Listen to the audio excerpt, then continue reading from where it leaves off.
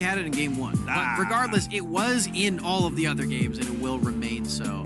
Very powerful champion. In those team fights, you get to be a sustain beast, a health bar that just keeps on growing, and the point-click stun helps out tremendously. Now, Jarvan likely will be the response in the Baron lane, matching tank with tank. Lots of bruiser damage, bruiser-like damage, I should say, as Jarvan is, by all accounts, still a tank in that Baron lane, but can hold his own.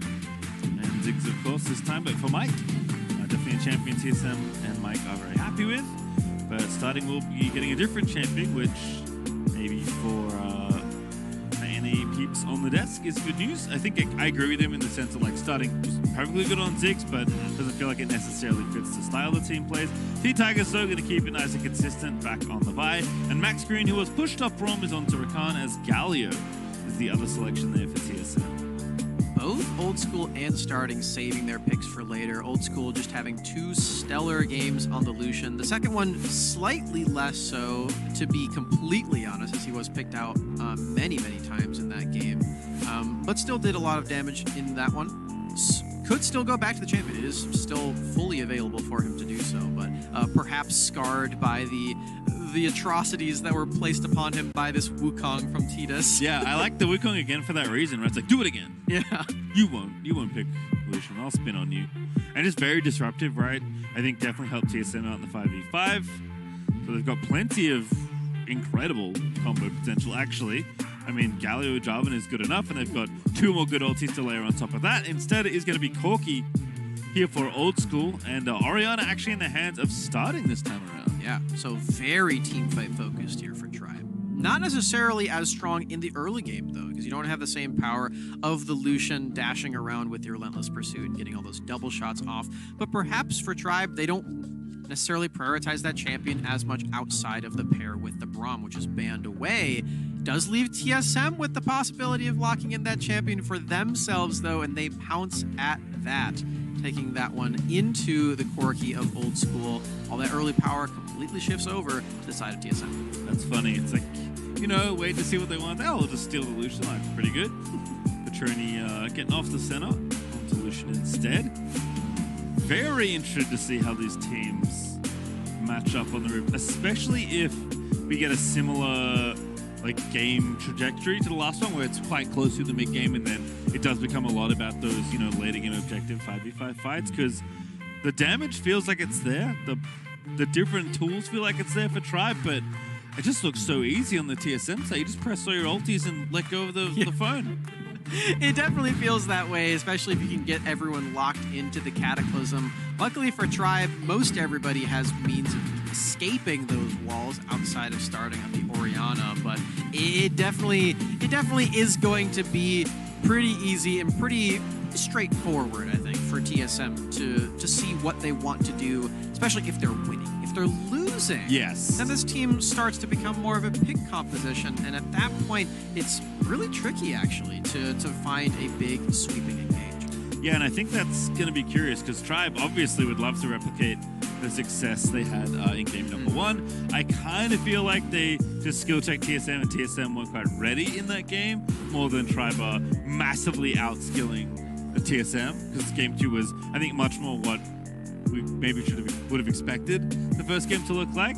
That being said, even with these picks not having as much potential early power, if Tribe do find a way to get ahead early, I feel like they'll just stay ahead and coast all the way to the end. T-Tigers has had incredible dives in the first few levels in both of these games. In game 1, he didn't need to do it before level 5 because his lanes were already dead by the time he got there. But in game 2, excellent dive at level 3 on a jungler that you usually expect to want to hit level 5, get the Assault and Battery, and then just press that button and make it super easy. Tribe want nothing to do with the easy way. They want to go as soon as possible, break your backs, and then get the speed up in a game like this, because then, like I was saying, TSM fall behind, and all of a sudden this composition that's very built around the 5v5 team fight is a lot harder to manage. All right, we'll see what happens here. What kind of game are we going to get? Are we going to get the fast pace of game number 1? Are we going to get the more steady pace of game number 2? Are we going to get something completely different, Smacks? I guess we'll find out in a moment. But Starting going to play the flipped matchup that he played in game number 2. This time he's on the Orianna side. And no shenanigans just yet. Everyone's at their lanes at the appropriate times. That's very unusual for this series. It actually is, yeah. Tidus is not going to start up on his red buff, so that's at least something that's slightly unusual, not going for the red buff immediately. But yeah, as you said, all things quiet in the first minute of the game. Tribe not going for anything too explosive quite yet.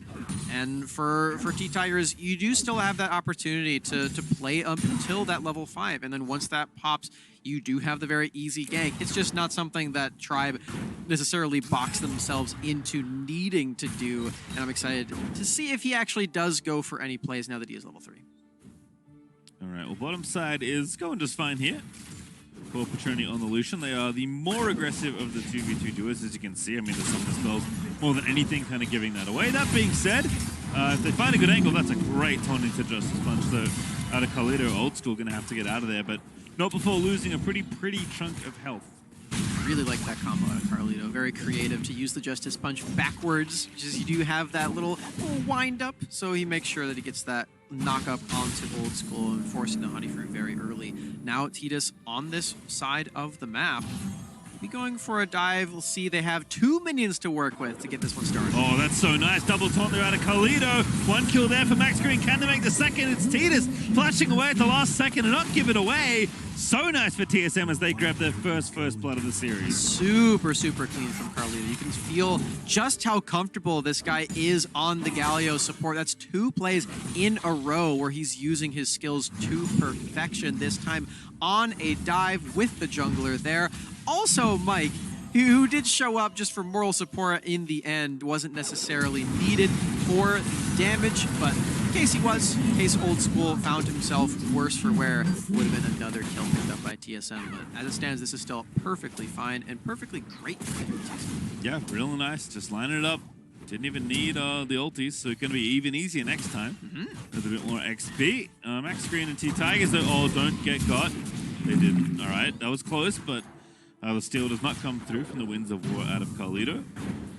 I really like this build from Carlito. You get the Righteous Glory enchant where you just zoom, and you can't run away from this Galio who is just running Mach 10, taunting you. And now that the flash is available for Max Green, which was true before, but this time it's because he used it, it's going to be super scary. Old School's super low also. Yeah, the culling happened by the looks of things. Going in for it. T-Tigers ready at level 6. Has the ulti, of course, from the previous level, but doesn't go in for it.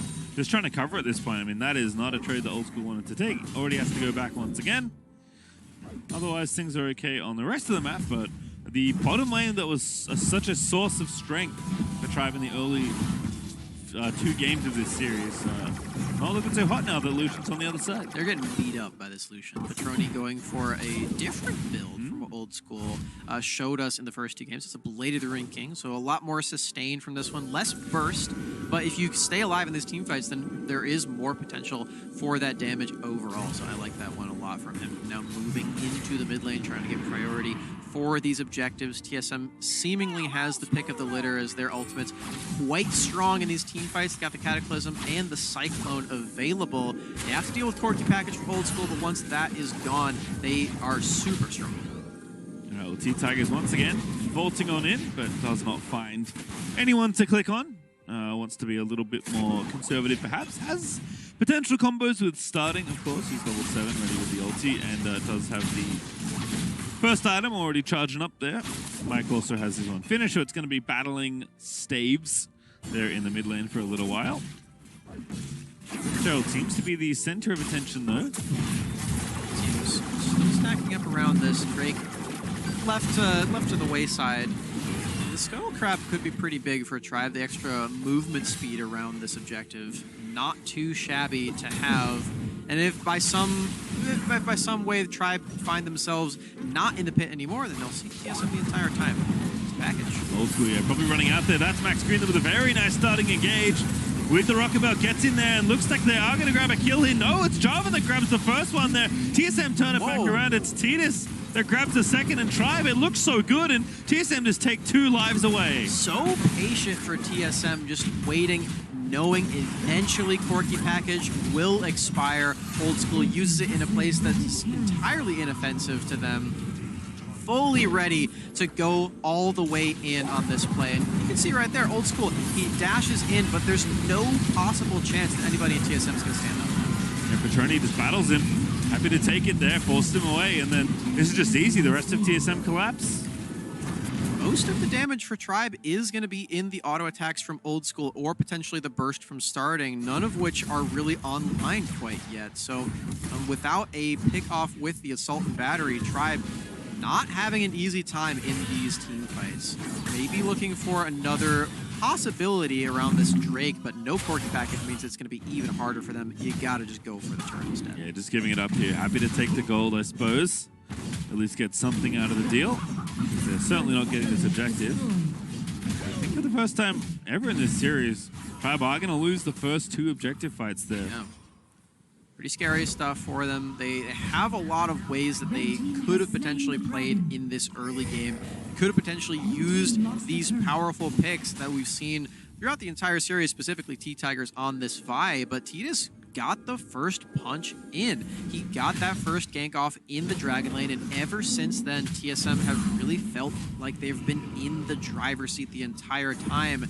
This Lucian pick in this series just seems so strong, P-Straight. Yeah, I mean, looking good so far. Definitely a champion we'll keep our eyes out on as the days roll on here at Horizon Cup, but for now, it's TSM kind of coasting on a pretty healthy 1,500 early game lead here. Obviously, well within reach for Tribe, but this is going the way they want to. They have those towers. They got their first dragon. Got Carlito looking pretty accurate on the Galio taunt numbers. He's zooming. He's got the register, and he's going for Dead Man's Blade after this. There's nobody who's going to be able to get away from him. All right, so we're trying to take away the rip. Oh my goodness, Max Green with the amazing Rakan ulti there, but Carlito's going to swoop on in, and how did that not get anything done? It's 2 kills again. Tribe just lose 2. And Max Green did everything, and it did nothing. It did something, but it did something for the other team. TSM picking up another set of kills. And if you look at the health bars across the board, it didn't really feel like Tribe was anywhere close to killing anybody. That's absolutely incredible. Tribe just don't have anything to use in these team fights quite yet. You have these really flashy engages here from Max Green, finding 3 members with his ultimate, but there's just no backup. Oh, Shockwave didn't hit everyone? I don't know, they just didn't. I guess it was just Ori, and that wasn't enough. Old School a little too late. Max Green with like the literal perfect Rakan angle. Yeah. And it just isn't enough, and now Chuck is trying to beat up Sunny, but oh goodness, the cavalry has arrived. The taunt is there from Carlito, and Petroni's the one to scoop up the kill. Tribe did not catch a break right here at TSM, beating them at every move. And I especially, the thing that I realized about that last team fight as well, the reason why they didn't do any damage was actually because of Carlito's ultimate. He got the Grand Entrance on, or the Hero's Entrance on top of the Grand Entrance from Max Green, and the big magic damage shield completely mitigated everything that Starting went for with his burst. So really well timed from TSM. And just heads up play from the support here, who's had a phenomenal game of Galio. 100% kill participation, making so many of the plays in the early game. This is feeling like a champion that the teams are going to have to think about banning after this series. Let's have a look at how this happened here in the X replay, because Chuck is getting frisky here, trying to 1v1 this Jarvan. He knows exactly where Sunny is, but the problem is he doesn't know where anybody else is. He doesn't know just how close they are. With Carlito's movement speed build, it doesn't really matter how close he is because he will run. He will go the full distance to arrive. As you can see the elation on the TSM coaching side. They are feeling great about this game, feeling like this series is well within their reach. Yeah, this is almost a shutout. Like 6-0, yeah. 4-2. The gold leads are stacking up more and more. Sunny trying to escape one out of there. Again, the Galio ulti is just going to save the day. There's just nothing they can really do. Sunny is low but not dead. Chuck is chasing but can't find anyone as Carlito just zones out 3 people. 3 people on the Tribe side as Titus grabs the double kill. Carlito Gallio is the name of this Game 3 pastry. He is making play after play after play. I cannot believe just how much work this support Gallio is putting in. And mind you, this is not a Senna Gallio lane. This is not one where you're farming up the entire time. You're playing on a budget. You are playing with just your abilities and whatever scraps you can get with your gold. He went for the full boot before even buying a single item component. That's how committed he was to being the support for his team. And again, look how much magic damage shielding he gets off. He gets to save his entire squad. And then, as you pointed out, he's bodyguard 3 people, completely isolating them from the rest of his team as TSM picks up the scraps, keeping that 100% kill participation. And there's another objective. Oh, that Infernal might be the nail in the coffin for Tribe, to be honest. Going to be tough here to battle through that. That is a permanent 6% damage for the rest of this game. So that is an uphill battle for Tribe, and it already has been. TSM looking so good right now. And you said it is this Gallio pick that's tying the room together. We'll see what Tribe can maybe do to break it, because Starting's powering up, Old School's powering up. We know that they're the ones who are looking at Give It. Oh goodness, caught the enemy Raptor pit. Hand in the cookie jar, promptly cut off by TSM. And you can't power up on this Corki if you're getting killed off in the enemy Raptor pit. I'm not sure what Tribe was going for there, but it was clearly a vision play, and it clearly did not work out how they were hoping. Although, Tribe did get their first kill of the game. Sunny did die. So it's not the full shutout, but it is feeling more and more like it's very one-sided. Get the mid tower, you know, starting to collect what gold you can. Oh boy. Petroni is threatening to 1v1 T-Tigers. T-Tigers gets on out of there, starting back down to the bottom side. We'll go ahead, catch this wave, clear that out. A little bit of breathing room now for a Tribe. A little bit of time between objectives, but gonna try and get as much gold as you can before the next bout, because it's coming quickly. You know, now that Old School has these 2 items, I am not fully convinced that TSM have 100% won this game. There is a lot of scaling damage that comes from this Corki build, and on the flip side, not a lot that comes from Petroni's build on Lucian. He does not have any critical strike items. He is going for the full armor shred build with the Blade of the Ring King Black Cleaver into a Last Whisper item. So no crit in his first 3 items. That late game damage not going to be there at all. And Old School can get this work. Flash ulti, they're sending it. Chuck is setting it up, and who's going to knock it down? Wow. It is actually Chuck.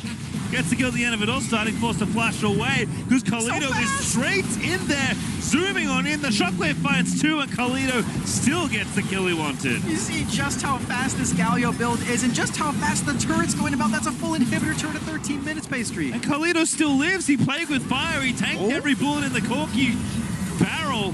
Oh, and a dive too far there for Max Green, gets himself killed. That's collateral. Tribe didn't need to give TSM, as TSM are so close to finishing this series. They walked away with that full mid lane completely devastated also, Pastry. This is not good news for Tribe. They have to deal with the permanent buff of the Cloud Drake, the Infernal Drake, and all these super minions that are pouring into this base from now until the end of this game. That's something they will have to overcome if they want to get this win. Their first series win in Horizon Cup. TSM still in that driver's seat, moving over to this Baron that's just recently spawned.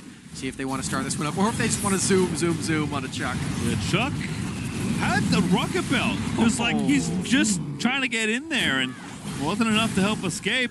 Starting getting low, the Zig's doing a massive amount of damage right now. Brabidon's almost done. There's a dunk. Maybe going to turn it back around, but the Gallio's going to set that up, and that ulti almost killed Starting.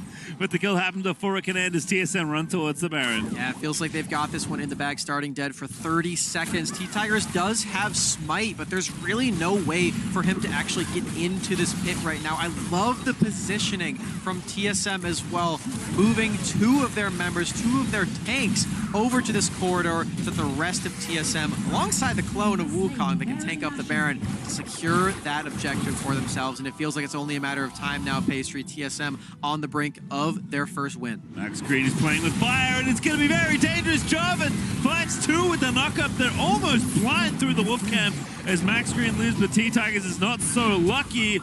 And it is a short celebration for the life of Max Green. He does live for a little bit longer, but TSM are busy with the base, Max. Looking for more turrets. Shockwave does land by starting, but he has to quickly get out of there for Sunny's all of his damage, all of his presence here. Now Chuck moving in. This is so much poke. The Baron and minions are smacking the tower. Sunny's like, whatever, I'll die. You know what? It's not so bad. And this tower's just gonna get melted. Yeah, Ziggs has enough. Just chucks the bomb in. Turrets are getting zigged, Pastry. Yeah, TSM that is happens. exploding all of them left, right, and center. Well, maybe not right quite yet, but left and center for sure. Those are completely gone. 2 waves of super minions pouring in, and TSM, they can just move right on over to this next dragon. Not quite the Elder yet, but they're getting there. And if they even need it, they will likely have all 3 of their regular dragons online. Now, Carlito, he's so fast. Oh, it just can't stop him. Fastest punch, looks for the taunt, flashes in, barely misses it. But Titus now has found the rest of the fight. It's Old School that's going very deep with the package, but the Ziggs ulti's there. The knocker from Wukong hits onto the Corki. And now Old School's just going to be left for dead. Lucian's unstoppable. Sunny's locked up Chuck. He's going straight in. That was such a sick flash play after the flag and drag out of Sunny. And TSM are going to find the ace and take the victory lap around Tribes Nexus. 5-0 ace leads TSM to international success.